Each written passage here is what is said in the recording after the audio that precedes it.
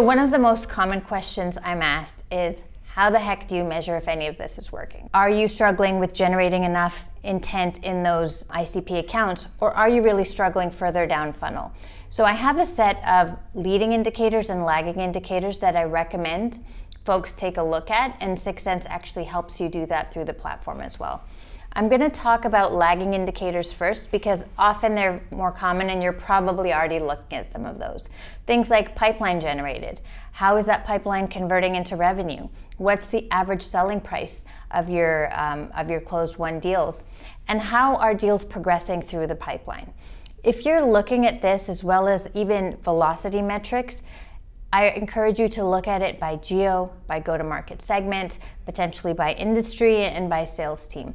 Either way, you would hopefully want to see a lift and see higher performance and better close rates and better progression in your high intent accounts and in that ICP of accounts that you want to be looking at versus a control group or a set of lower intent accounts. However, pipeline is a lagging metric, and so you need to get a pulse on how things are performing before you have an opportunity in the system. And that's where the leading indicators come into play. There's a ton of them, and you can start at the very top of the funnel, which is your web traffic.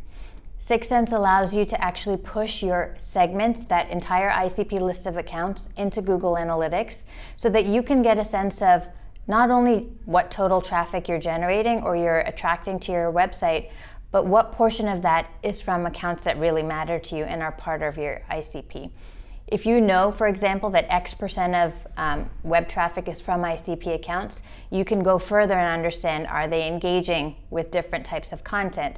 What's resonating with them? Are their engagement metrics higher than your overall average visitor? Very important as you look to broaden your content strategy and develop net new pieces of content.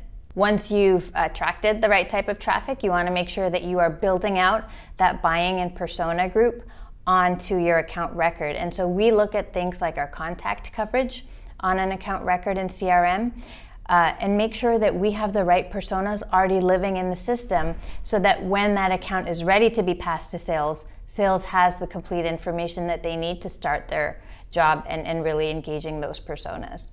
Beyond that, top of funnel leading indicator would be, are you doing enough to reach that account? And then are you also doing enough to engage that account? And both the reach score as well as engagement score are things that are available in the 6th Sense platform. Beyond that, I really like to look specifically at campaigns that we might be running, particularly on the display side. Things like view-through rates. Now, typically people look at click-through, but for me, as much as we'd love for folks to see our display ad and click through immediately, we know that's not the case. But the view-through rate that 6th Sense provides gives you an indicator of, at some point in the next 30 days, did somebody actually come back and visit your website? So it's a more holistic measure of the impact of your display efforts.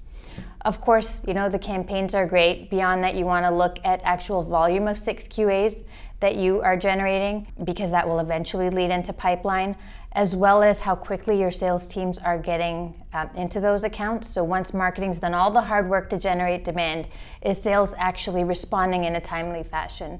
And if so, are they doing it with quality activities, personalized outreach?